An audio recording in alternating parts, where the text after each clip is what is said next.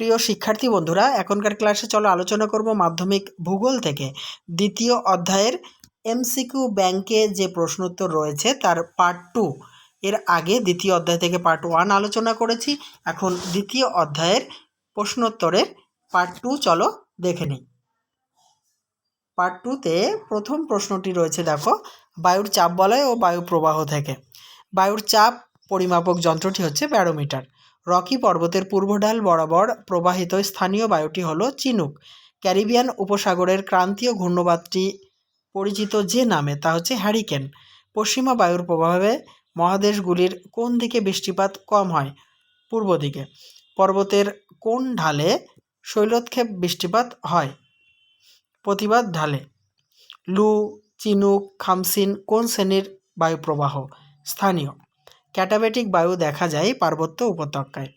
বায়ুপ্রবাহের প্রধান কারণ বায়ু চাপের পার্থক্য। স্থলবায়ু প্রবাহিত হয় রাত্রিবেলা।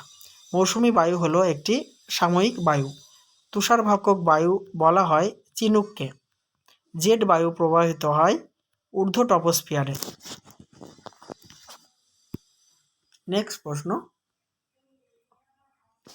বায়ু প্রবাহের গতিবেগ মাপক একক হলো নট।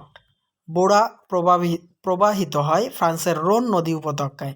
ফ্রান্সের রোন নদীর উপত্যকায় প্রবাহিত শীতল স্থানীয় বায়ুকে বলে বোড়ো। প্রবলতম ঘূর্ণিঝড় হলো টর্নেডো। মার্কিন যুক্তরাষ্ট্রে পৃথিবীর সর্বাপেক্ষা বিধ্বংসী ঘূর্ণিঝড় টর্নেডোকে এই নামেও ডাকা হয়। নামটি হচ্ছে হ্যারিকেন। প্রদীপ ঘূর্ণবাদ সৃষ্টি হয় যে অঞ্চলে তার নাম উপমেরু অঞ্চল। সীমান্ত বৃষ্টি বলা হয় কোন বৃষ্টিকে? নাতিশীতোষ্ণ ঘূর্ণবাদ বৃষ্টিকে। ঘূর্ণবাতের কেন্দ্রে সর্বদা থাকে নিম্নচাপ। ক্রান্তীয় ঘূর্ণবাতের উৎপত্তি স্থল হল উষ্ণ সমুদ্রপৃষ্ঠ। আয়ন বায়ু প্রবাহিত হয় উপক্রান্তীয় অঞ্চলে। বায়ুচাপ মানচিত্রে সমচাপ রেখাগুলি যত কাছাকাছি আসে বায়ুচাপের ঢাল ততই বাড়ে। পরের প্রশ্নোত্তর জেনে নেব।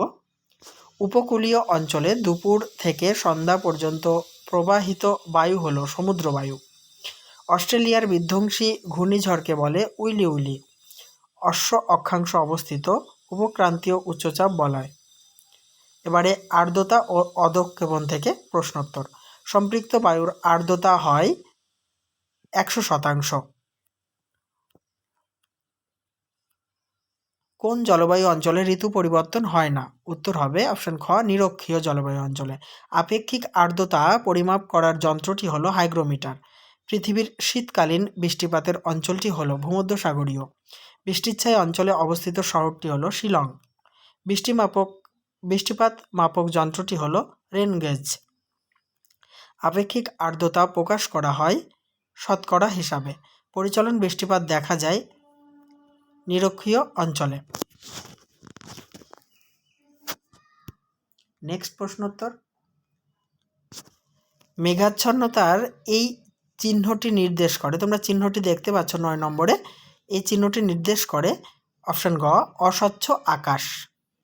10 নম্বর, মেঘাচ্ছন্নতার এই চিহ্নটি নির্দেশ করে, চিহ্নটি ভালো করে খেয়াল করো, নির্দেশ করে 8 ভাগের 5 অংশ মেঘাবৃত, মানে মেঘ দ্বারা ঢাকা।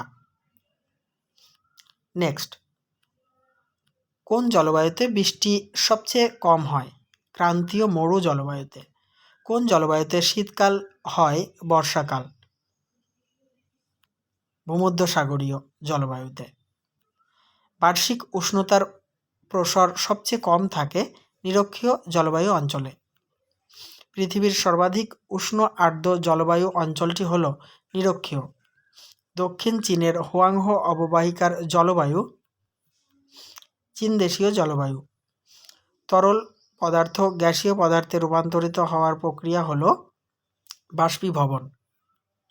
বৃষ্টির ফোঁটা বায়ুস্তরের মধ্য দিয়ে নামার সময় বরফে পরিণত হয় শিলাবৃষ্টিতে। নেক্সট প্রশ্নোত্তর।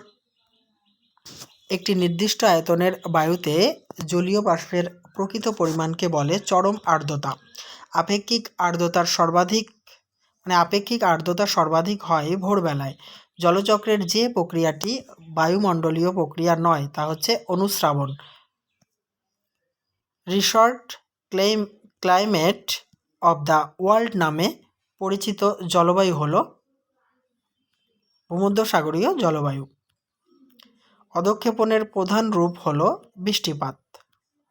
যে যন্ত্রের সাহায্যে জলের বাষ্পীভবনের হার পরিমাপ করা যায় তা হল অ্যাটমোমিটার।